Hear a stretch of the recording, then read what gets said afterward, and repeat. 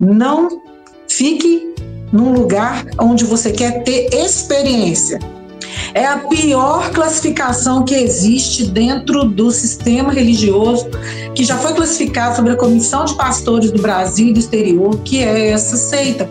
Deixa eu falar para todo mundo aqui, gente, ninguém sabe porque a gente queria vestir calça não, tá? A gente veste calça porque a gente se sente livre. E nos ensaios ele pegava ela no colo e começava a chorar. Você tem noção do que é isso? Deixa eu te falar uma coisa. Você já parou para pensar os danos que existiam dentro do meu coração, da minha mente, na minha família? O meu mundo desabou, de medo eu chorava, decidi me desligar, duro foi meu despertar, mas eu quero te avisar, lá não é o seu lugar.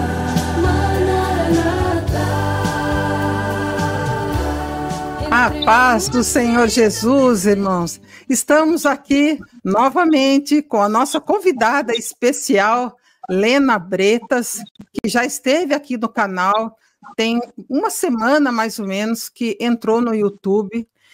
Essa nossa conversa, né, não vou nem dizer que foi uma entrevista, né, Lena? Já está bem avançada, está com praticamente 16 mil visualizações.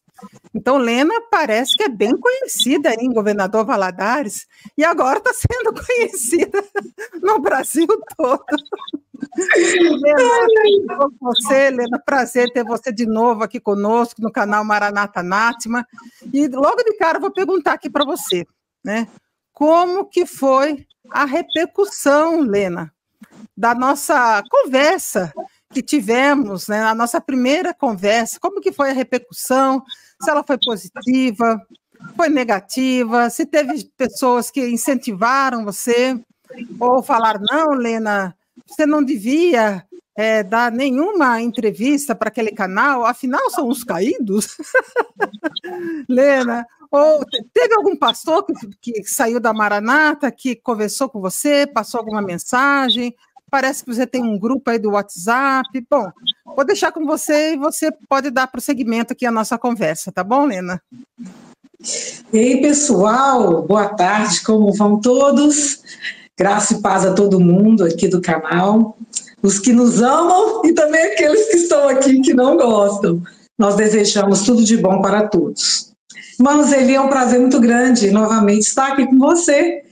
É uma alegria, viu? Porque tem muita coisa que eu queria falar durante esses anos que eu não conseguia falar, e parece que você, o canal, tá fazendo isso comigo, tá deixando com que coisas que eu gostaria de dizer, eu tenha coragem de dizer. Então, sobre a repercussão da nossa entrevista, do nosso diálogo, eu estou surpresa, né, com a propagação, ou talvez com as visualizações. E com que eu sofri, o que aconteceu comigo aqui, nessa cidade tão pequena, tão longe de vocês, e pela primeira vez no YouTube, aqui na minha cidade, quando vocês colocaram, que eu coloquei o link no meu status, e foi aquele negócio, foi que assim, começaram, o WhatsApp começou a mandar, as pessoas começaram a falar, a primeira palavra que foi, essa mulher está ficando louca. Essa foi a primeira frase que eu escutei. E a pessoa ainda falava assim, com áudio para os outros. Então, hoje em dia, tome cuidado, gente, não existe segredo mais, não. Então, assim, pessoas que me conheceram, que eu conheci desde criança, e pessoas que ainda estão lá, e que quando viram o link, só porque você colocou aquele jeito lá, né, da propaganda do vídeo, a pessoa já julgou antes de ver o vídeo, antes de colocar, de presenciar, falar, né, do tudo que nós falamos aqui. Mas aí começou essa história, a Lena tá ficando louca, outra frase que apareceu muito, conversa, nossa, ela tem que lembrar que ela tem muitos amigos aqui ainda. Ela tem que entender que isso machuca as pessoas. Essa foi também uma frase muito falada, uma conversa muito falada. Teve outras Isso porque eu não quis postar no Instagram. Eu ainda não coloquei lá o link. Ainda. porque eu vou começar aos poucos a manifestar, porque o meu Instagram é profissional, né? Então eu sempre tive muito cuidado de colocar algumas coisas lá. Meu Instagram é Helena Bretas, @HelenaBretas. Quem quiser ir lá, tá, gente, perguntar alguma coisa, pode ir, porque eu falo, tá? Eu só não... eu tive esse cuidado de não colocar essa entrevista lá. Enfim, outra frase que repercutiu na minha vida aqui é que milhares, é querer demais, né? Mas várias amigas, várias mulheres de pastores, e falaram: como você foi corajosa. Como você falou tudo que eu pensei um dia falar, tudo que eu queria falar. Várias mulheres de pastores batistas, de pastores de igrejas renovadas, de igreja pentecostal, amigas, pessoas que vieram até aqui e falaram: manda o link para mim, por favor, manda o link para mim. Amigas que vinham aqui e falavam: vocês viram que eu dei uma entrevista falando da minha vida, de como que eu saí da seita e tal. Ah, não, eu quero ouvir, eu fui mandando aos pouquinhos e a coisa foi tomando uma proporção muito grande aqui. Lena, só uma coisinha. A gente sabe que a mulher no meio religioso, né, principalmente no meio religioso, ela é muito discriminada, né? E ela não tem voz. Quando fala assim que ela não tem voz, que ela não pode dizer o que está acontecendo. Por exemplo, quando você disse assim: o meu filho era obrigado, eu tinha que ficar acordando o meu filho na hora do culto, ele não podia dormir.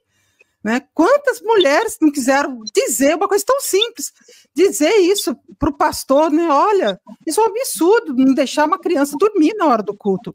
Sendo que o culto da Maranata, aquela mensagem que nem a gente entende direito, que às vezes é tudo sem pé, sem cabeça, imagine para uma criança entender. Né? Quem já foi professora de criança, né? Eu nunca fui, na verdade, professora de criança, fui de adolescente e de jovens, né? Mas a gente sabe que para ser professora de criança, você tem que ter uma linguagem bem simples, uma linguagem que possa, né, essa linguagem impactar a criança, né, possa despertar a atenção da criança, né? Então a gente percebe que a criança na Maranata, nesses cultos da Maranata, o que acontece com ela? Como ela não vê interesse nenhum naquela mensagem, assim como muitos adultos não vêem interesse nenhum nessa mensagem, as crianças acabam dormindo. E você falou uma coisa muito simples, que depois houve até uma repercussão, tem até comentários aqui, meu filho também dormia na hora do culto, e eu não podia deixar ele dormir na hora do culto. Olha que coisa simples, né? Então, nesse ponto, é o que a gente está dando voz para as mulheres, porque eu acredito que isso que aconteceu com você, aconteceu com um monte de, várias, não digo milhares, como você falou, mas muitas, centenas de irmãs passaram por isso, de ter essa dificuldade, que nem você falou assim. A minha filha, era sua filha, né? Não lembro se era sua filha, que saía da aula de futebol e ia para o culto e tinha que trocar de uniforme, mas depois, alguma coisa assim que você não lembra bem direito como que foi a história. Então, isso tudo acontece com várias pessoas. Eu lembro que as minhas filhas, elas iam de short para a escola. Lá, né? Era jardim, primeiro ano, segundo ano, elas iam com uma bermuda compridinha assim, e de camiseta. Às vezes eu tinha que arrancar aquela bermuda, colocar um vestido por cima, para poder ir para Maranata, pôr uma sainha por cima daquela bermuda. Então, são essas coisas, quando eu falo que a mulher não tem voz, que nós estamos dando voz para as mulheres, nós estamos furando uma bolha, na verdade, né? Eu sempre falo isso para o Solo, nós estamos furando uma bolha, porque a mulher nunca, principalmente na Maranata, ela entra calada, sai calada, ela fica ali dentro sem falar nada, sem ninguém ouvir, o pastor não escuta, não fala, se ela falar, a culpa é dela, então ela não pode falar nada, né? Então, nesse aspecto, que eu achei interessante, quando você contou um negócio simples, mas que repercutiu, né? Assim como uma vez eu contei, Leno, só abrindo aqui também, que eu peguei a Ruth, que estava brincando assim no condomínio, e coloquei ela descalça mesmo dentro do carro, joguei ela, tinha uns 7 anos, 8 anos, joguei ela dentro do carro e levei ela para o culto. Não dá tempo de você botar sapato, não, vamos embora. E ela ficou envergonhada, não queria descer do carro. Então, olha que ponto que eu cheguei, né? Olha que ponto a minha meu fanatismo religioso, né, meu ativismo religioso chegou, né? Então, nesse ponto, assim, você tem mais alguma coisa para acrescentar para a gente também, Lena? Depois a gente pode prosseguir em mais outros pontos. A primeira coisa que eu queria te falar é que você estava falando da questão da impotência da mulher e da anulação da persona feminina no meio evangélico. Inclusive, eu estou estudando agora sobre aquela mulher que foi a primeira mulher brasileira que está estudando o papel da mulher na reforma. E eu vou me aprofundar nisso. E ela estava falando que ela foi fazer os estudos e não conseguia achar nada de declaração nenhuma. Aí ela conseguiu achar sobre a esposa de Lutero, parece que um outro parente de Lutero, uma irmã que teve efetiva contribuição para a reforma. Então ela vem tecendo todo esse histórico da mulher na reforma da igreja, na reforma protestante e na vida da mulher dentro da igreja, de forma tradicional ou pentecostal. Então, o que eu quero te falar sobre isso? Uma das poucas vezes que eu aceitei homem fazer alguma coisa comigo, uma vez eu estava falando com um pastor, que ele era à frente de toda a comissão da região aqui, eu falei com ele, ele desceu as escadas de costa, me deu as costas, foi dirigindo para o carro, e tipo assim, fazendo assim para mim. E eu querendo falar com ele, eu falei assim, aí eu dei uma chamada assim, de longe, falei assim, você vai virar, você vai voltar e você vai conversar comigo direito, porque eu mereço isso. Aí ele parou, olhou para trás, não, depois a gente conversa, entrou pro carro e saiu. Quer dizer, eles nem olhavam para o que a mulher falava. A minha irmã falava algumas vezes, na reunião falava assim, não escuta o que essa mulher está falando, não. Era assim. Porque a gente tinha argumentos, falava e organizava, éramos à frente das coisas, então não se escutava isso. Com relação às crianças, tadinha da minha filha, primeira coisa que a minha filha fez quando a gente estava escutando a entrevista já gravada, já no YouTube, a minha filha saiu do quarto dela correndo, veio no meu quarto e falou assim, mãe, que alívio, mãe, que delícia, mãe, eu não tô acreditando que a senhora tá falando isso. Mãe, parece que assim, eu tô em outro, falei assim, a gente não sabe o que os nossos filhos, e ela é uma pessoa ligada, o que os nossos filhos sofrem de saber que você está livre. Então a minha filha, ela tinha isso, ela falava assim, mãe, tudo era saia, tudo eu não podia fazer, e essa questão também, depois a gente volta nessa questão da saia, que eu queria falar com você umas coisas muito interessantes sobre isso. E aí minha filha estava toda empolgada naquele dia lá, que ela se sentiu assim, ai mãe, como que eu queria ouvir isso de você? Eu achei tão bonitinho isso, e vale para suas filhas aí, vale para o pessoal que tem filho, filha, chega para o seu filho e fala com ele, filho, eu errei, eu fui enganada.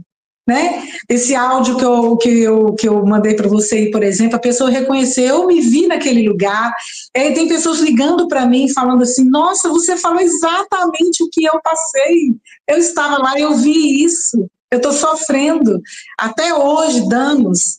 Tem uma amiga minha que ela não pode tocar no assunto, que ela toca no assunto e tem muitos anos, ela saiu muito bem antes de nós. Ela chora, ela ainda tem uma síndrome nela de coisas, entendeu, ruins. Teve uma época quando eu estava tentando furar a bolha, que como é que eu fazia? Eu levava lanche para as crianças na hora do culto. Você acredita? Levava. Então eu tinha uma bolsa que eu levava, assim, aquela bolsa era a bolsa do sucesso, né, assim, era biscoitinho, tudo que podia comer, que não fizesse barulho, que também não podia fazer barulho. Aí eu sentava no banco, as crianças sentavam perto de mim, aí eu ia distribuindo aquele negócio assim, entendeu? Eu deixava minha filha levar uma bonequinha que não fizesse barulho. Isso já fez furando já o sistema, quando eu já estava entendendo que alguma coisa estava errada. Porque antes, irmãos, eu achava que aquela mensagem que era colocada lá, que de um jeito ou de outro ia abençoar os filhos da gente. Eu não tinha essa consciência, como que eu fui burra, meu Deus? A mensagem milagrosa, né? Como que eu fui boa? Não, você traz o seu filho na boca, quem tá lá na filho, porque ele estando aqui na igreja, ele vai ser abençoado. Aí eu achava que aquilo ia vir por osmose, sabe? E eu não sabia que a gente teria que ter dedicado uma sala para eles naquele horário do culto, que no horário do culto haveria, né, uma coisa própria para eles e tal. E aí eu sentava com as crianças, assim, tudo, a minha filha brincava comigo, assim, de fazer brincava comigo na reunião de senhoras, por exemplo, ela ficava encaixadinha aqui em mim e ficava mexendo no meu rosto, no meu cabelo, distraindo, e ali eu ia distraindo com ela, cantando, fazendo gestos, tudo em silêncio, para que não atrapalhasse outras pessoas. Aí tinha umas irmãs mais idosas, falavam assim, aqui, começou o recreio. Começou aqui, tá parecendo um parque de diversão. Era assim. É complicado, né? Eu sempre falo, a gente que é mãe, passar por esse período com crianças pequenas, dentro da seita Maranata, olha, é uma experiência muito complicada e difícil. Eu lembro também uma vez que a Ruth, ela era pequenininha, tinha uns 2 anos, ela desceu do banco, foi indo, né? Eu tocava teclado também, sabe? E ela ficava com as outras irmãs lá, né? Aí ela na hora que eu vi, eu estava ali na frente, ela foi pro púlpito e começou a puxar a toalha com a franja, assim, eu acho que era uma franja, ela começou a puxar, sabe, a toalha, e o vaso foi se movendo, e ela puxando e o vaso se movendo. O pastor pegou, segurou o vaso e arregalou o olho assim para cima dela. Ele tinha um olho bem arregalado, assim, sabe? Esse pastor, inclusive, ele faleceu. E a moça que ficava comigo correu lá e tirou ela do púlpito. Mas foi um negócio complicado, veio todo mundo ali, né? Todo mundo acudia ali, tudo que a gente ficou com medo da reação do pastor para cima da Ruth. Que a Ruth sempre, ela era muito hiperativa, tal. Então nós tivemos alguns episódios assim com a Ruth, né? Dá um beijo aí. Aqui, a princesa. Ela. Ela é a Mel. Mel. Ah, tá, Mel. Prazer, Mel. Tudo bom? Prazer, tudo. Muito linda você, viu? Só para você logo conferir que é verdade, viu, gente? Tá vendo? Assinou embaixo. Pois é, e a gente, né, acaba nesse sistema, né, acaba sacrificando um pouco, né? E eu achei interessante também a outra irmã, ela comentou de uma história que você também falou, que não podia pegar, ficar abraçada debaixo do mesmo guarda-chuva. Como é que é essa história do guarda-chuva? Ela falou assim, é isso mesmo que acontecia. A gente podia, vinha a chuva, podia dividir mesmo guarda-chuva,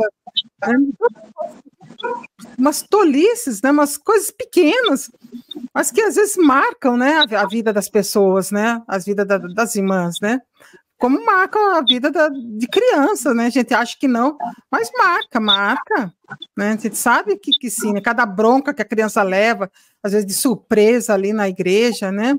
Você sabe que aquilo, às vezes, para a gente não, mas na cabecinha das crianças, aquilo repercute, assim, de uma forma muito, assim, traumática, às vezes, né? Pode até ser, né? Mas conta direito essa história do guarda-chuva que alguém passou para você também. Você viu? Essa pessoa que mandou o áudio para mim, falando que se viu, com ela aconteceu isso. Ela, domingo de manhã, ela estava noiva, aí ela foi dividir o guarda-chuva com o noivo, aí ela foi chamada depois do culto pelo pastor e para repreender.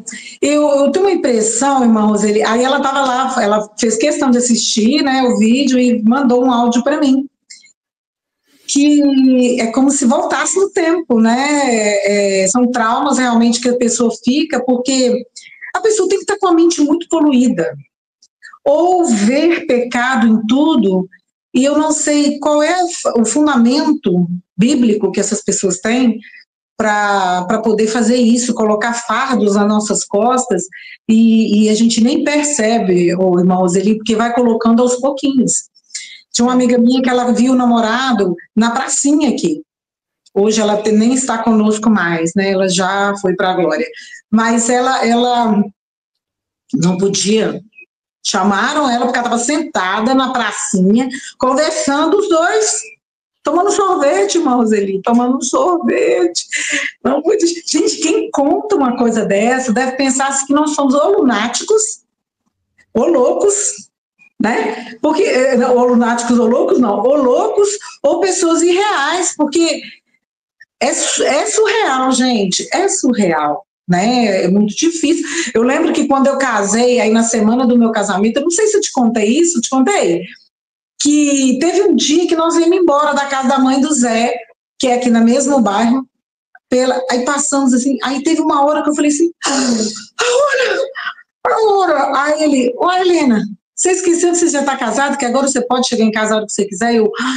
É mesmo, mas era tão louco isso, porque a gente não podia passar um minuto do horário, a gente não podia chegar em casa tarde, nada dessas coisas, nem é por minha mãe, é porque senão no outro dia você era chamado ou ficava no banco, essas coisas.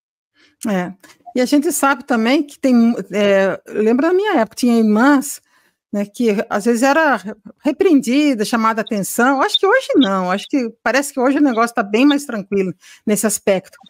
Mas tinha irmãs, você acredita, elas se juntavam, as irmãs, e na sexta-feira, acabou que eu trabalhava também, com as meninas pequenas, nunca participei, né? Mas elas alugavam um campinho de futebol, um campo lá, e jogavam futebol. Ah, que legal, que legal. Há muitos anos, né? E eu falo, imagine, né? Foi um negócio assim, até que, e eu acho que até o pastor ficou sabendo na época, mas foi uma coisa até tolerável, porque eram mulheres, né, de diácono e mulheres de obreiro na época, que estavam nesse... Isso é novidade para mim. Elas mesmo, você acredita nisso? Daí, e aí a gente sabe que tem irmãs que fazem uma caminhada de bermuda, tudo, aí vão lá, né? Às vezes não é casada com diácono, não é casado com obreiro, ou se o obreiro não é tão bem visto assim pelo pastor, né? Ou diácono, né? Às vezes ela acaba levando alguma repreensão, alguma coisa assim, pelo fato de estar fazendo caminhada, né, de bermuda, ou com essas calças de ginástica também, essas calças de malha, né? E hoje já devia ter irmãs fazendo academia com uma saia por cima uma sainha por cima da... Não te conto, eu não falei que eu vou chegar nessa parte. Então eu falo assim, como, né? Enquanto isso, né, tá o homem lá, ele faz a caminhada dele do jeito que ele quer. A gente sabe que tem pastores que fazem caminhada até sem camisa, né? Natural, às vezes está na praia, está em volta de uma praia, está numa pista num lugar próprio para isso, qual o problema, né? Então a gente sabe que estão num ambiente que é próprio para isso, como a praia, como um clube, alguma coisa assim. Clube, eu acho que na minha época nem pensar esse negócio de clube, né? Não sei hoje em dia. Mas como é que está a situação hoje em dia? Afinal, a mulher pode ir para academia hoje em dia? Quando você saiu, podia ir para academia, podia fazer musculação, tinha que ser de bermuda com uma saia em cima ou só de bermuda? Oi, irmã Roseli, a senhora tocou na coisa. Você lembra que eu falei que eu ia falar sobre essa questão da saia, né? Então eu vim de uma igreja que a gente podia, naquela época, 16 anos, aí começou a minha jornada de saia, né? Com 16 anos e meio, 17 anos. Aí, a princípio, eu fui para a escola, aquelas saias igualzinho de freira, lá no pé, praticamente. Irmã Roseli, na escola, o povo mais ria da minha cara, mais ria. Passado um tempo, fui habituando com aquilo, né, aquele negócio, saia jeans. Hoje em dia, você sabe, eu tenho pavor de jeans por causa das saias jeans Maranata. Aí eu trabalhando com isso, trabalhando em escola, trabalhando com isso, aí eu ia agachar para poder brincar com as crianças, eu de vestido, aquela dificuldade. Aí um dia eu tô já tá tem uns 12 anos, isso mais ou menos, eu fui fazer um trabalho e no morro eu caí. Porque enquanto a fotógrafa estava lá, eu estava ajeitando o carro, roupa da debutante e tal, eu rolei. E aí eu falei, a partir de hoje eu não vou mais usar saia para trabalhar. A sorte é que não tinha ninguém, e também não é pelo ato, é pelo constrangimento mesmo. Aí eu falei, nunca mais eu ia. E a partir daquele momento eu passei a trabalhar de bermuda, de calça e tal, aí começaram os comentários, né? Inclusive o meu marido sofreu com isso, né? Aí aqui eu fiz academia a vida inteira e tudo, aí eu tinha que ir, aí eu bolava, sabe, bermudas com saias por cima. Inclusive fui eu que bolei essa moda aqui na minha região, aí teve uma fábrica que fez, aí começou todo mundo me perguntar, onde você comprou essa saia? Onde você comprou essa saia? Mas é porque aqui, aqui tem muitas academias, uma perto da outra. E eu ia para lá, e aí a professora me entendia, porque eu me conhecia desde novinha. Aí ela falava assim, Helena, você e suas saias, né? Eu falei assim. Passado um tempo, aí ela falou assim, Helena, essa moda que você arrumou é muito engraçada. Mas ela falava brincando, sabe? E eu ia levando aquilo ali numa naturalidade muito grande. Depois, aí, passado um tempo, eu comecei a ir só de bermuda mesmo e de calça. Aí ela falou assim, nossa, até que enfim você se libertou disso. Porque era irônico, sabe? Você vestir, você sai. E sabe qual é a sensação que a gente tem? É de um peso aqui no peito, de alguém te ver sem saia. O peso não é aqui. O peso era aqui, é uma sensação estranha de que alguém está te vigiando. Do que? Quem é que vai olhar o quê? Lógico que nós temos que andar com roupas decentes, né? Com roupas modestas, e é necessário, isso é necessário. A gente não pode perder isso, mas eu vivia sendo comentários de onde eu ia, mas aí o povo entrou naquele negócio, naquela modinha, e foi. Depois eu falei assim, meu Deus, quando eu assisti o primeiro vídeo do Pastor Solo aqui, irmãs, eu já tinha cisma com isso, eu já tinha lido com isso, mas eu não tinha ninguém que falasse assim, está embasado assim, assim, assim. Depois da mensagem que ele fez aqui, um dos primeiros vídeos do canal, que ele falou sobre a questão, eu acho que você também falou, né, sobre questão de roupa de saia e tal, que aí eu fui procurar estudar. Aí eu falei assim, gente, que libertação. Quando eu saí aqui na porta da minha casa, o primeiro dia que eu falei, a partir de hoje eu vou comprar uma saia a mais para mim, porque a gente também vai para o lado oposto, né? Eu gosto de saia assim, os vestidos sim, mas assim, aquela sensação de saber que você pode trabalhar com segurança.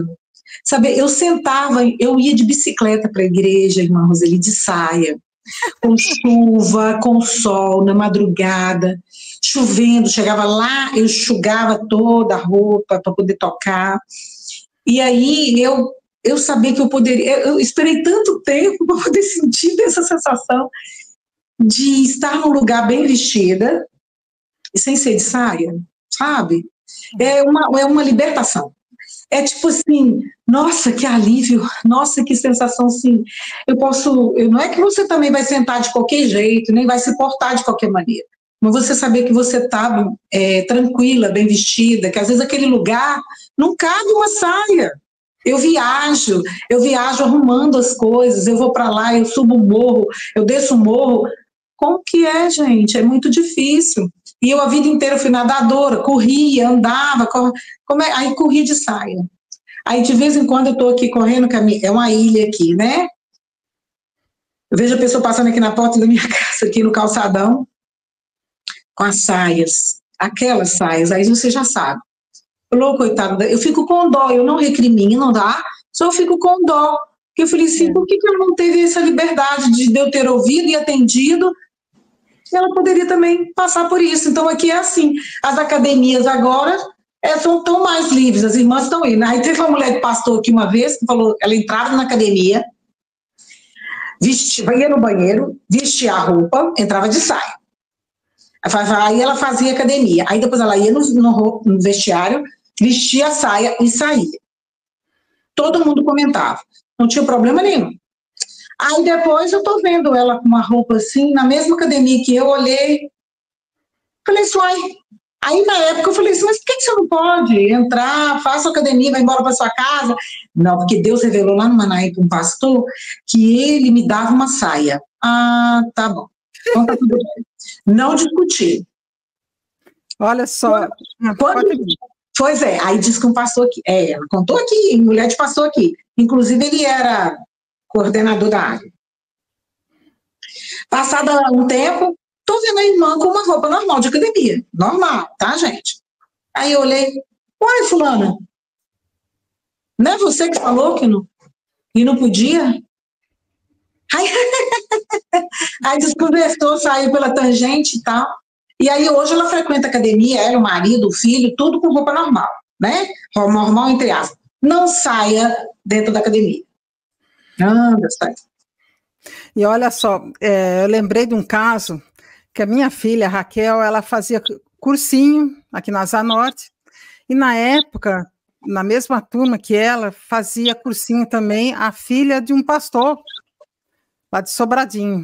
Então, o que ela fazia? Ela ia de saia para o cursinho, aquela meninada, tudo, né, talvez quantos anos? Uns 15, 16 anos, né? Jovenzinha, né?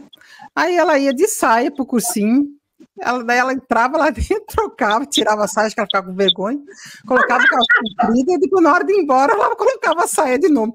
Falava assim, olha, e aí a Raquel toda liberta, graças a Deus, a gente já tinha uns 5 anos que a gente tinha saído da Maranata, né? Acho que uns 4 anos, não sei.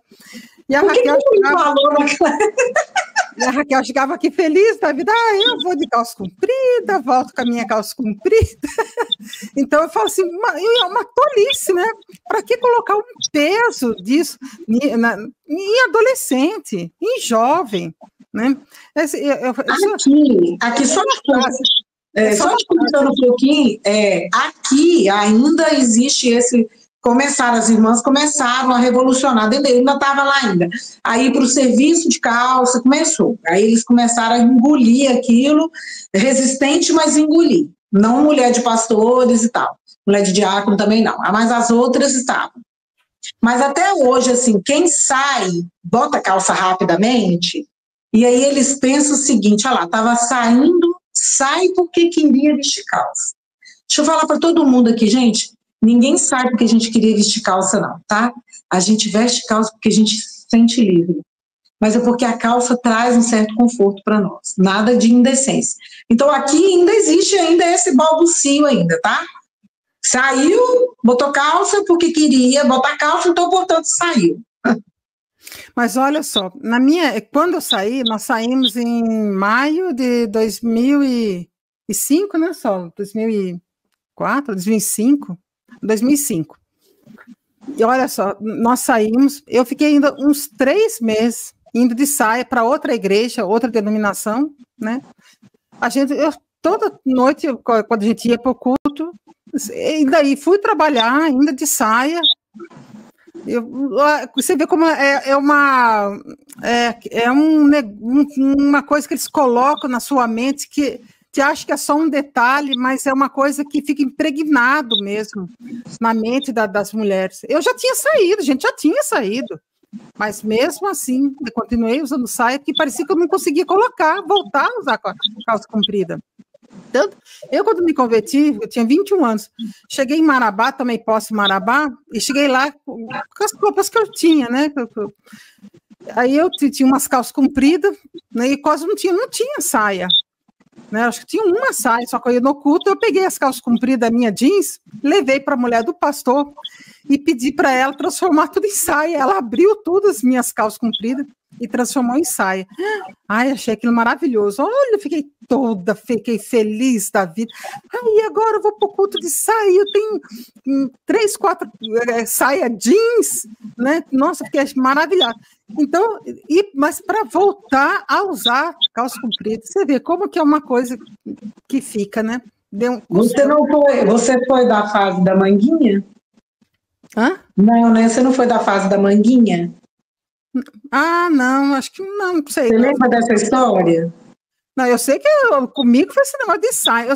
Só para terminar aqui, eu custei para tirar a tal da saia, bem depois, daí nós viajamos, fomos para casa da minha mãe, fomos para Caldas Novas, tal, daí a gente já usando bermuda em Caldas Novas, tal, aí voltei e fui usar, não, vamos usar calça comprida, e nem tinha calça comprida, peguei calça comprida do Solo, e comecei a usar a calça comprida dele.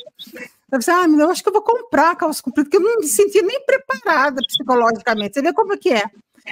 E isso porque eu achava assim que era uma pessoa assim, ainda uma pessoa assim que já estava fora da bolha, né? Mas mesmo assim, né?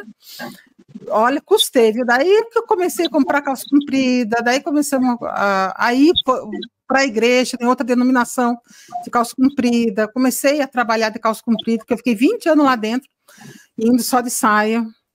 Você vê que é um negócio bem difícil, né? E é aquela história, né? Eu só saio de saia, sem saia eu não saio. E isso fica impregnado mesmo na mente da gente. Verdade. Aqui teve uma época que teve um problema lá no Manaim de Vitória, não sei se você lembra, se você ficou sabendo, que eles falaram que as irmãs estavam usando alça. E aí eu sei que teve até uma certa confusão lá, uma briga, e teve uma repreensão de negócio de calça e também da questão da alça. Aí, para não ficar medindo a alça, você não estava nessa época não, né? Eu tinha o quê? Meu filho, acho que tinha uns 3 a 4 anos, ele está com 20, então uns 17 anos atrás. Eles decretaram no Manaim que todas as irmãs que estivessem com funções, né, que não pudesse mais entrar na igreja ou fazer qualquer coisa se não estivesse com uma manguinha. Assim.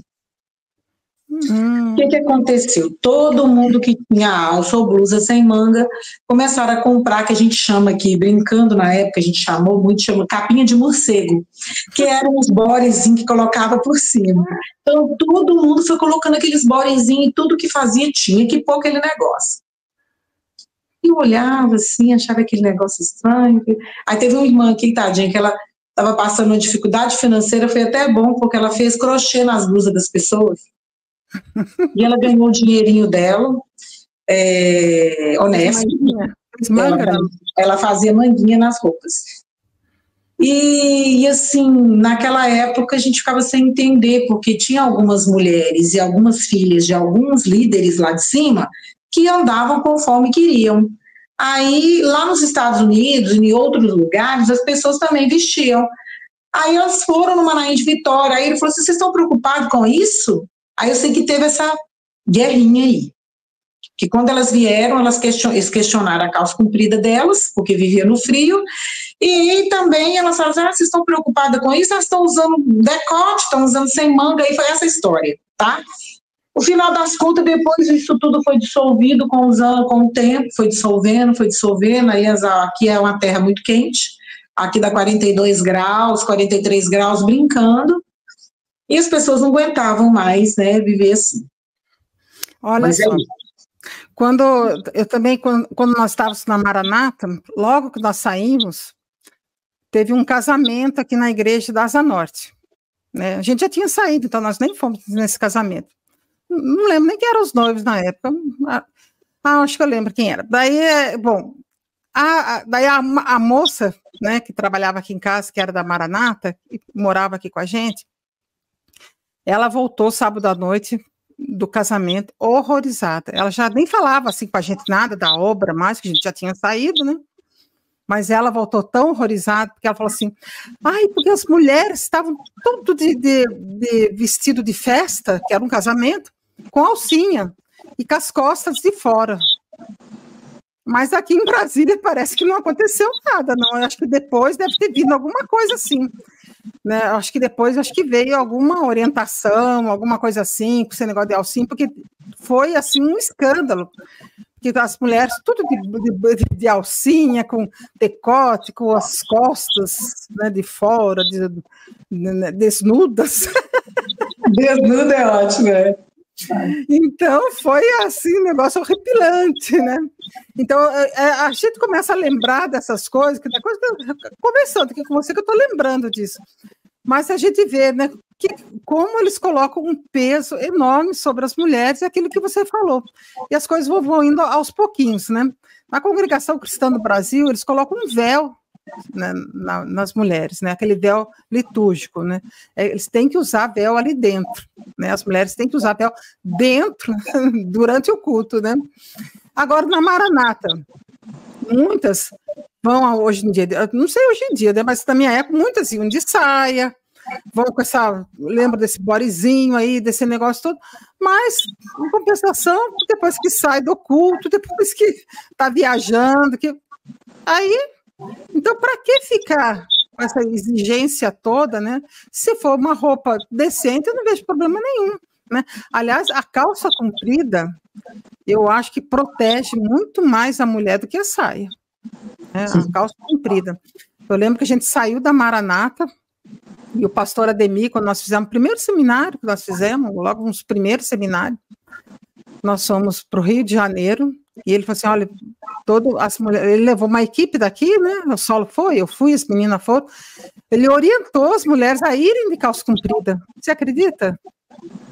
Vamos de calça comprida, porque é um seminário tal, às vezes está subindo um degrau, subindo, não sei o que, é melhor vocês irem de calça comprida.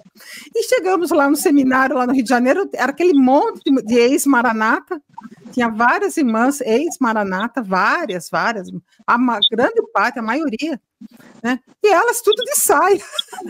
E nós saímos aqui de Brasília, tudo de calça comprida. Então, aquilo foi libertador para elas, porque elas viram que nós, né, que estávamos com o presidente da comunidade, na época, era o pastor Ademir, por orientação dele, eu falei assim, olha como ele enxergava longe. Eu sempre conto isso para o Saulo, né, o pastor Ademir, esse pastor que ele era da Maranata, nós ficamos uns 10 anos com ele, né, depois que saímos da Maranata, ele enxergava as coisas muito longe, além do tempo dele. Então ele falou assim, não, eu quero que todo mundo vá de calça comprida, e nós somos de calça comprida. Então hoje eu vejo que a mulher, se for uma calça comprida, né, não precisa ser aquela coisa colada, né, que tem pastor da Maranata que usa uma calça comprida colada. Para a mulher é feio, né, não é uma coisa que pega muito bem, né, para uma mulher dentro da igreja. Agora imagina para um pastor, né, que usa uma calça comprida colada, né, mas não sei se você sabe do que a gente está falando, né.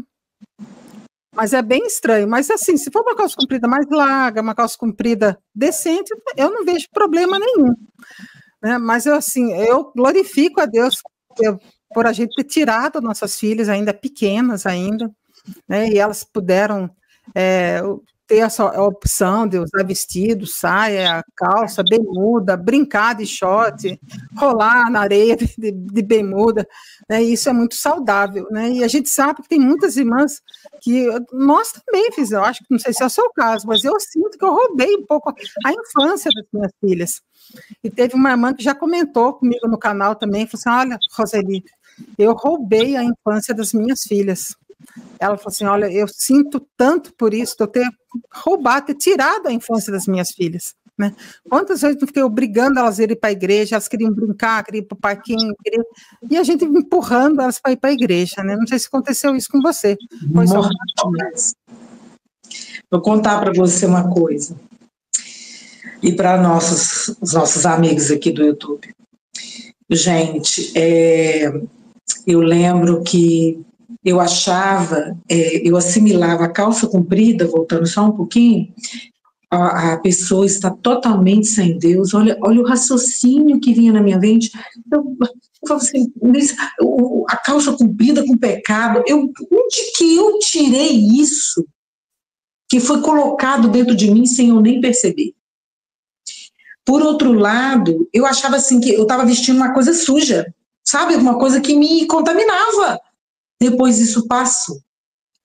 Hoje, quando eu visto uma coisa até para ir no médico, irmã Roseli, para um ortopedista, uma vez eu fui no ortopedista e tive que ir de saia, porque naquela época eu já corria e tudo, e deu um problema no meu joelho, e aí eu fui, mas a saia era aquela saia que tinha short dentro. E aí ele falou assim, mas por que você veio de saia? Aí eu não sabia o que dizer. Eu falei assim, não, é porque eu não tenho hábito de usar e tal. Ele achou até que eu queria, assim, tirar proveito da situação. Depois daquele dia, irmão Roseli, eu fiquei com tanta vergonha de mim. Eu fiquei com tanta vergonha do que eu tinha feito, porque deu a entender que eu fui de saia para provocar, e não era nada disso.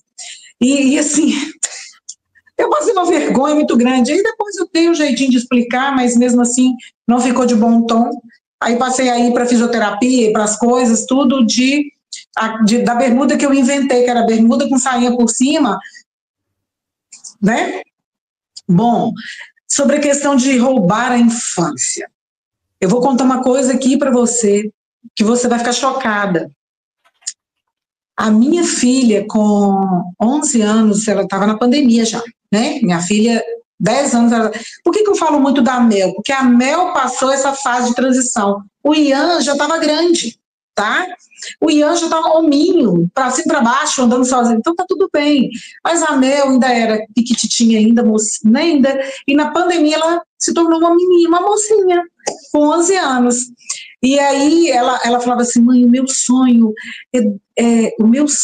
é dançar valsa de 15 anos com o meu pai. Isso ela estava com 9 anos. Com 10 anos ela tornou a falar que eu ficava assim, pensando o que eu ia arrumar.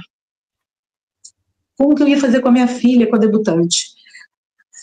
Aí eu falei assim, minha filha, e desconversava e tal. Chegou um momento que eu falei assim, aí ela falou pela última vez, falou um tempo, assim, na época da pandemia, eu falei, filha, se até lá estiver tudo bem, nós vamos fazer.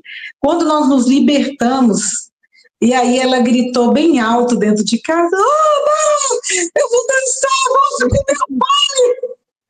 Irmã Roseli, eu tenho a foto, depois se você quiser colocar aí, pode colocar, vou te mandar, você pode editar aí com o pastor Solo, a foto da Mel chorando, dançando uma valsa que ela ensaiou com o pai dela sozinha, eu não interferi em nada, ela arrumou umas coleguinhas, elas resolveram, o pai dela ensaiou com ela, e nos ensaios ele pegava ela no colo e começava a chorar.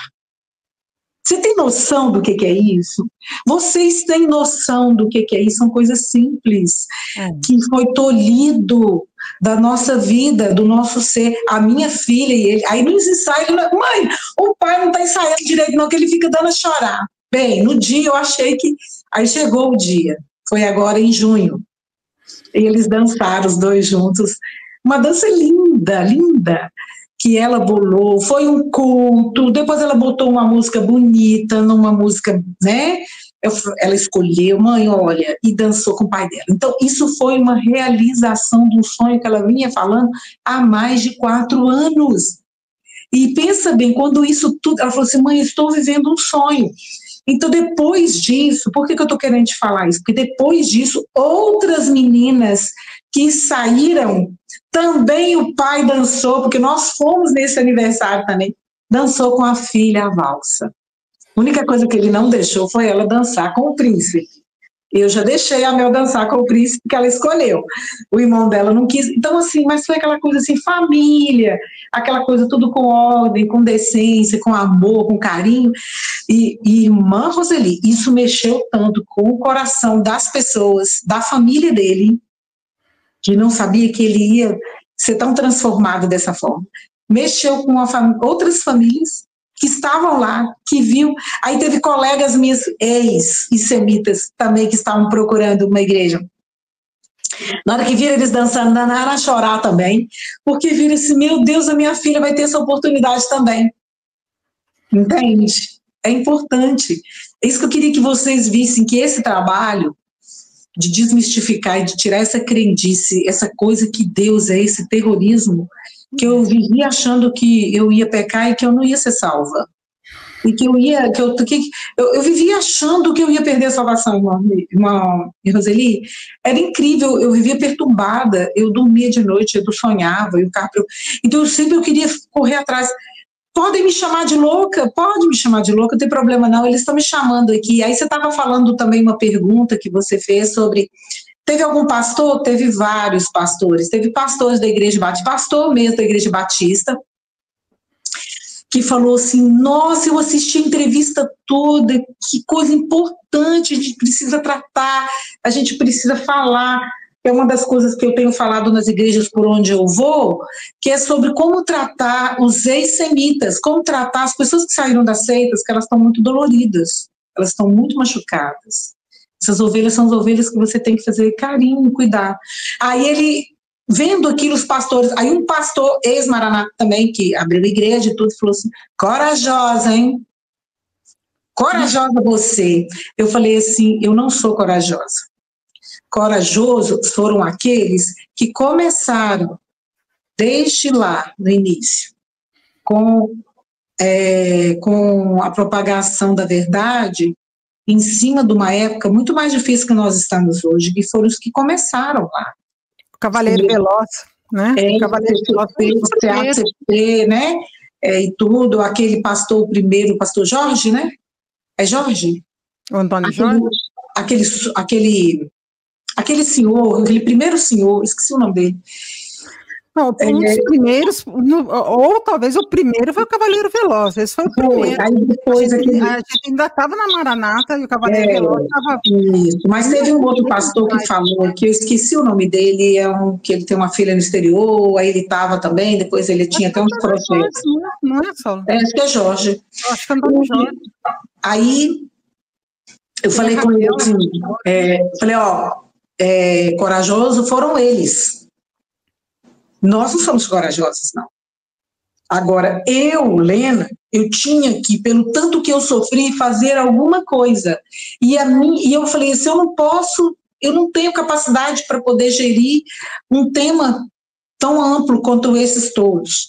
Então, foi uma forma que eu achei de contribuir para alguma coisa, de falar alguma coisa, foi usando as minhas redes sociais, foi falando com as pessoas que estavam sentadas na minha cadeira, e aquele dia da entrevista, foi como se eu tivesse feito assim, cumpri o meu papel, que eu estava faltando para a minha libertação.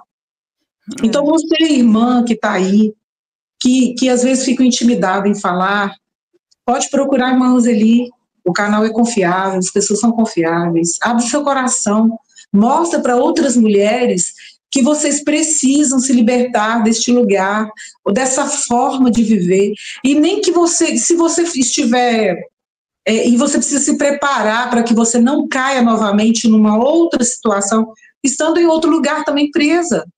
Também, que como você pode se prender a uma pessoa do trabalho, você pode sofrer abuso, você pode sofrer abuso religioso, você pode sofrer abuso de um familiar, você pode sofrer vários, e assim a gente precisa ajudar essas pessoas. Então, essa foi a minha forma de me libertar, dizendo aqui para todo mundo, para quem quiser ouvir. Teve um dia que eu falei assim para mim, vontade de gritar, vontade de ir aqui, se eu quisesse ir aqui na televisão, que já me chamaram várias vezes para fazer entrevista, se eu quisesse ir lá falar, eu poderia ter feito isso, mas eu tinha medo. Eu não tenho medo mais. É isso que eu quero que vocês entendam. Eu respeito as minhas clientes no meu Instagram, porque senão eu estaria lá falando, como eu falei muitas vezes. E as pessoas foram me excluindo. Tem pessoas que foram me silenciando. Então, decidindo a entrevista para cá, já me silenciaram também, outras. Eu vou receber retaliações futuras ainda. Mas não tem problema, gente, isso é o mínimo diante de todos aqueles que estavam no passado, passaram, do que a irmã tem que falar de vocês, eu tenho que falar do pastor Saulo, eu tenho que falar do Joaquim, e de outros que estão aí, que outros nomes, que já passaram muito mais aperto do que nós hoje. Então, na verdade, nós somos um pouco covardes, de não ter ido à frente com vocês, junto com vocês. Você acredita, Lena? Eu vou contar uma história para você. Acho que foi o ano passado. Eu estou preocupada com a hora de você. Daqui a pouquinho a gente encerra. Enquanto isso, vai lembrando se tem mais alguma coisa para contar. Porque eu vou contar uma história aqui. Acho que tem um ano e pouco. Eu gravava muito, até ultimamente parei de gravar, mas tem que voltar a gravar. Eu gravava muitos vídeos sobre comentários no YouTube. A gente gravava vídeos, daí vinha vários comentários, e eu pegava os mais interessantes, né?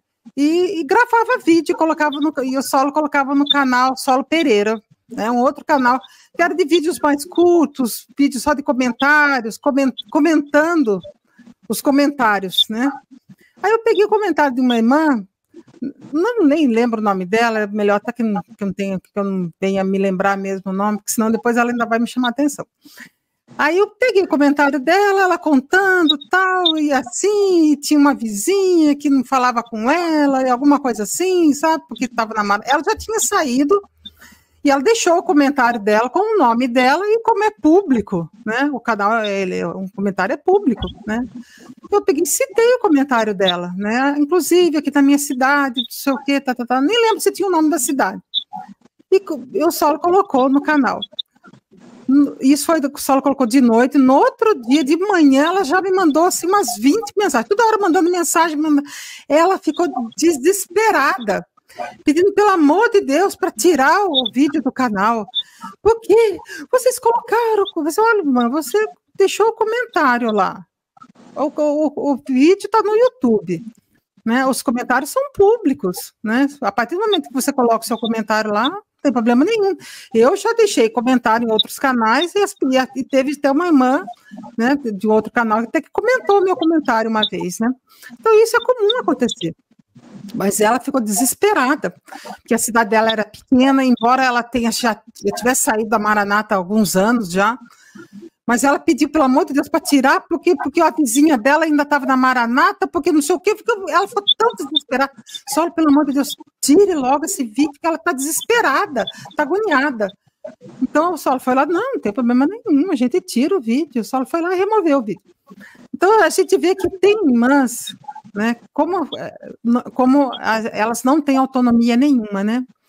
Mesmo que tenha saído da Maranata, mesmo que já tenha se desligado da seita, ainda continuam presas lá dentro. Elas não podem, jamais ela viria aqui no canal dando a cara para bater como a gente, né? Mas só de colocar o comentário dela, ela ficou desesperada.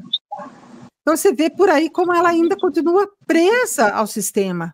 Ela não tem essa autonomia, não tem liberdade nenhuma. Não sei se a família dela ainda está lá, alguém, mas eu lembro bem que ela falou que a vizinha dela ainda estava lá. Ou seja, ela tem que dar satisfação na vida dela para a vizinha. Né? Então, é um negócio complicado isso. Né? Então, eu fico assim, admirada com você, Lena, porque a gente vê que você tem uma certa autonomia, né? de você poder vir aqui no canal, poder... falar com liberdade, né? Falar com clareza, de uma forma bem lúcida, né? O que você passou na Maranata. E a gente sabe que tudo isso, esses relatos seus aí, vão ajudar e têm ajudado muitas irmãs, né? Assim como o pastor Solo gravou vídeo na época, nós gravamos alguns vídeos na época que ajudou você. Eu tenho certeza que esses vídeos nossos aqui, né? Esse é o segundo, quem sabe depois, né? Mais para frente, né?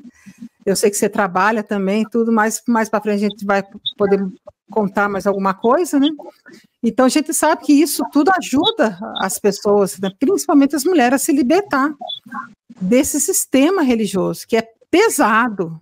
Ele é pesado para as mulheres. Ele pesa em muitos aspectos, né? Porque ela fica ali com o peso todinho da casa, dos filhos, enquanto o marido está ali atrás daquela mesinha de madeira, né, consultando o senhor, né, lendo os bilhetinhos lá, vai para o Manaim, vai para cá, vai para lá, fazendo a obra, né, e ela está em casa ali, com todo aquele peso, com toda aquela carga, né, dos filhos, né.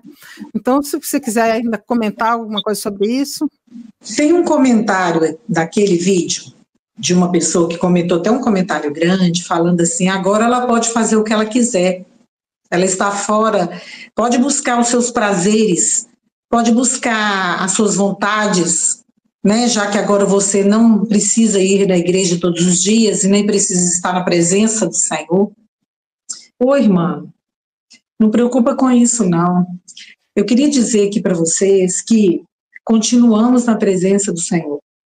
Estamos felizes, nós lemos a Bíblia, nós estudamos a Bíblia todos os dias, nós estamos numa igreja frequentando, nós estamos congregando numa igreja perto da nossa casa, juntamente com a nossa família, de forma sadia, de forma bíblica, que é o mais importante, com pouco esforço físico, porque para deslocar a minha mãe, para deslocar a minha filha era mais complicado.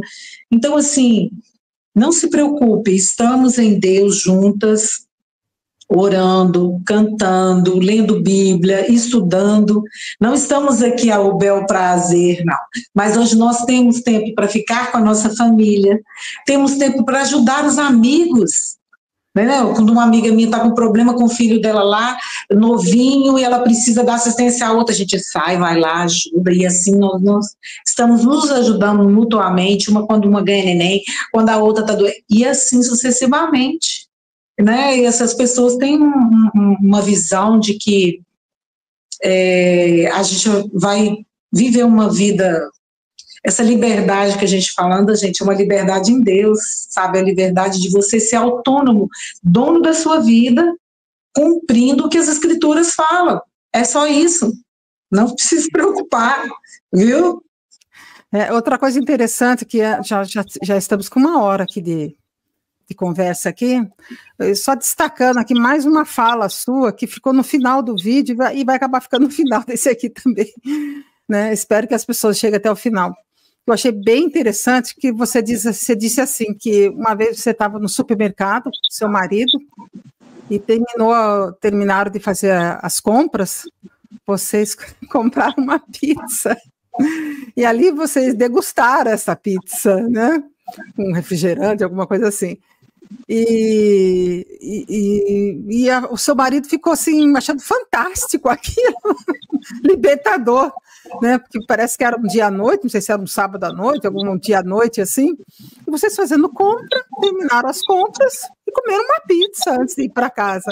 E ele olhou no relógio e falou assim, nossa, e viu que era a hora do culto, mas que ele não estava mais com esse peso de ter que correr para a igreja, né? Ter que correr para abrir o culto, correr para abrir a igreja, aquele negócio todo, né?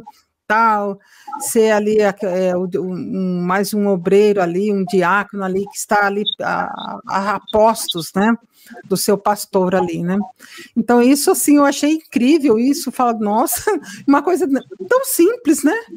E eu falo, do mesmo jeito, Lena, você acredita que todo domingo de manhã eu acho libertador também. A gente toma café todo domingo de manhã aqui em casa. Eu vou ali no quintal, colho umas couve, umas folhas de couve. Agora até já deixei minhas folhinhas lá no quinta, que amanhã é feriado, né? Deixei já lavado umas folhinhas de oro pronobis para eu bater amanhã cedo, para não ter que ir lá no final, que esse pezinho fica lá mais pro fundo. Acho que eu vou deixar até pronto aqui, já vou deixar no jeito para bater amanhã cedo. Então, quando é feriado, quando é domingo, a gente toma café, eu bato nosso suco verde ali, né, eu faço nosso café, né, frito um pão com queijo, com ovo, tal. Eu falo, nossa, que maravilha, a gente não precisar aquela coisa de sair correndo, que foram quantos anos, assim, mais de 20 anos da Maranata, depois mais 10 em outra denominação, depois, né? E isso a gente só veio curtir, né? Sabe, conhecer essa liberdade de poder tomar café de manhã, foi da pandemia para cá, você acredita, Lena? Olha, pois quer ver uma outra coisa, nesse dia mesmo, o Zé ainda estava muito dolorido, e aí quando ele sentiu aquela paz, aquela sensação assim de alívio e de surpresa, realmente eu fiquei chocada com a interpretação dele, como é que ele conseguiu verbalizar aquilo e dizer daquela sensação de olhar para um lado, olhar para o outro, e falou, nunca fiz isso. Ele nunca tinha feito isso depois que casou, nem antes. Ele nunca tinha feito aquilo. Comer uma pizza num sábado à noite sem ter pressa e sem ter limite de horário, sem saber sufocado de tanta responsabilidade, isso para ele, as pessoas não entendem. Não entendem. Isso que eu queria falar aqui. Você que vem no WhatsApp falar coisas para os outros a respeito de que a Lena está ferindo as pessoas, a Lena está atrapalhando, como ela está louca, aquela mulher está aí sendo ingrata, até isso, ingratidão, e as amizades que ela deixou aqui. Deixa eu te falar uma coisa, você já parou para pensar os danos que existiam dentro do meu coração e da minha mente, na minha família? Nunca. As pessoas precisam entender que o dano, você é uma vítima. As pessoas querem inverter as coisas, quer colocar você como amar e a seita como uma coisa tadinha, vítima. E olha, tá errado isso, vocês estão trocando as bolas, tá? As pessoas estão feridas, magoadas, mas se sarando, Deus vai colocando o amor, as coisas vão mudando, mas olha, a vítima somos nós. Então toma cuidado com o que você fala. Eu sinto muito se eu estou ferindo alguém aqui, depois que lerem, depois que virem o vídeo, me perdoe, mas vocês não sabem o tanto que eu fui ferida, e quanto que feri a mim, e os meus filhos, e a minha casa, esposo, e etc. Então, antes de você falar de alguém que saiu, antes de você ouvir esse vídeo, antes de você tecer qualquer tipo de comentário, pensa assim, como que está o coração daquela pessoa? Como que está a vida daquela pessoa? Tá? Então, esses cuidados é muito importante, mesmo que a gente não ache que algumas pessoas... Às vezes as pessoas estão aqui, vêm com uma fala insensata, mas lembre-se de que nós somos humanos e que nós cansamos de um sistema terrível e não queremos, porque olha, irmão Zeli, eu acho que de todas as seitas no Brasil, eu não sei se eu falei isso com você, mas a Maranata, essa igreja, é a pior classificação que existe dentro do sistema religioso, que já foi classificado sobre a Comissão de Pastores do Brasil e do Exterior, que é essa seita. Por quê? As outras, elas são abertas, ou seja, são seitas declaradas e expostas. Não faz, vem aqui, fica aqui se você quiser. Apesar de que as pessoas são presas por causa daquele sistema que eu te falei. São frágeis, presas fáceis. Mas a Maranata fazia tudo escondido. A gente não sabia. Teve um áudio que eu recebi de uma pessoa que falou assim, mas no começo a gente queria buscar os dons, no começo a gente queria buscar mais intimidade com Deus e as outras igrejas. Eu expliquei para ela, você entendeu o porquê? Porque aonde existia falta em você, carência em você, aí vieram com essa ideia de... para poder te prender, e você pensa que existia idoneidade no começo, porque eu era o outro pastor fundador, que não sei o que, não é assim que funciona, tá? Nenhum projeto começa bem e termina mal, não existe isso. Existe uma coisa, principalmente igreja, desde o início ela tem que ser clara, objetiva, e dar satisfação de tudo, e a gente deixou passar, né? Então, enfim, era para falar isso. E a coragem, gente, às vezes, coragem não é não ter medo. Naquele dia que eu falei com você, que eu conversei com você, eu dormi com um fôlego, assim, suspenso, porque eu pensei assim, gente, eu vou magoar alguém? Gente, eu vou ferir alguém? Eu vou trazer coisas que vai lembrar algo que a pessoa não goste? Enfim, mas eu quero fazer a minha parte, mesmo que seja bem pequenininha. Então eu senti um certo alívio. De certa forma, eu senti um certo alívio. Helena, e deixar bem claro aqui, né, Helena, que nós não temos nada contra ninguém que ficou lá dentro. Quem ficou lá dentro, né? O problema, a gente sempre fala aqui no canal, eu, Solo, Joaquim, a gente sempre fala que o problema da Maranata não é as pessoas que estão na base, principalmente as mulheres, elas estão na base, né? Então, ninguém tem nada contra, nada pessoal com ninguém ali dentro, né? Você pode até ver que a gente nem fala nada da pessoa do Gedeuti, da pessoa do Gilson, da pessoa, né, de todos aqueles pastores, aqueles concordinos ali do Gedeutigueiros, né? Mas a gente fala sobre a doutrina, né? Sobre a doutrina da Maranata, o quanto que ela pesa, né? Ela, como nós comentamos aqui, essa doutrina da saia, essa doutrina de correr para a igreja, essa doutrina de não priorizar os filhos, de não priorizar a família. Então, tudo isso faz parte da doutrina, da cultura da Maranata. Deixa eu só fazer um parênteses aqui, irmão Zeli, para eu lembrando, falou assim, você sabe qual foi, qual foi a base da estrutura desta denominação? Foi o sigilo. Esconder a pressão velada. Isso é muito perigoso. Você não percebe, irmã Roseli, você, quando vê, você já foi comida por dentro. E isso me, às vezes, eu falei, meu Deus, mas como é que eu não percebi? Meu Deus, mas como é que eu não vi? Estava tão claro. Não estava claro. Não estava. Quando você viu, você caiu, tipo, numa areia movediça, e aquilo foi te envolvendo, te envolvendo. Igual falaram também, outro comentário aqui comigo, disse assim, uai, mas ela saiu de lá, agora lá está tudo errado, e onde ela está tudo certo? Ah, mas como que ela descobriu que está tudo errado? Uai, gente, como é que você descobre que você está doente? Quando você toma um medicamento e você começa a melhorar. Você vai ao médico, o médico descobre pelos seus sintomas. Os sintomas dessa pessoa, quando você sente amargura, tristeza, você não se sente, o louvor é bacana e tal. Você sabe como é que eu comparo, irmãos, e até mesmo para essas igrejas que eu frequentei, até estar numa assim, que foi mais propícia para mim, por causa de questão de logística, eu pensei assim, não adianta ter um louvorzão, não adianta ter um louvorzão, o louvor é igual tomar suco da fruta. Beleza? Você fica bem? Fica bem. É delicioso? É delicioso. Daqui a meia hora você está com fome. O que interfere na sua vida é o tanto que você se aprofunda com a palavra de Deus.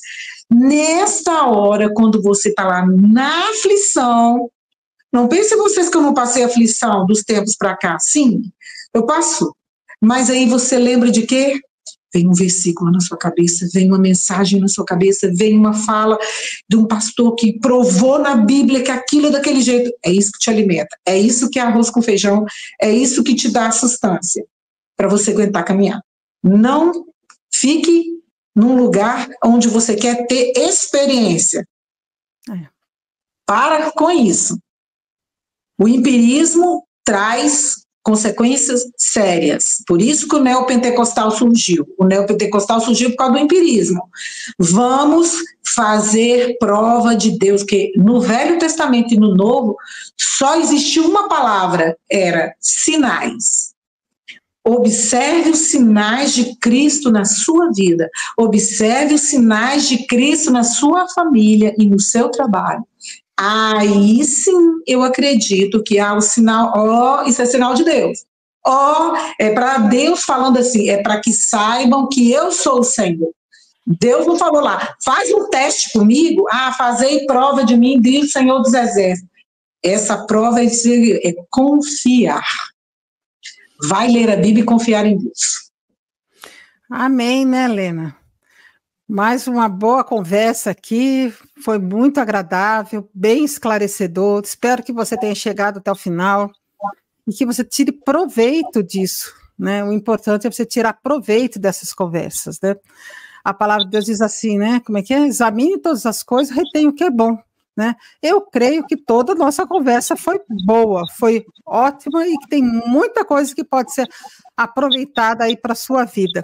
Lena, quero agradecer você mais uma vez, né, te agradecer o seu tempo aqui conosco, né, e dizer que essa foi a nossa segunda conversa, que outras virão. Vocês aí aguardem, né, mais para frente vão vir outras conversas também, né, outros bate-papos nossos aqui, né, Helena, se não tiver nenhum inconveniente para você. Né? Obrigada, estou à disposição, ainda mais agora que eu vou aprofundar sobre esse aspecto da mulher na reforma protestante. Isso é muito bom mesmo. Então tá bom, Lena, agradeço você mais uma vez. Obrigada. E vocês que chegaram até aqui também, fiquem na paz do Senhor Jesus e até Amém. O nosso próximo vídeo, como diz o pastor Sola.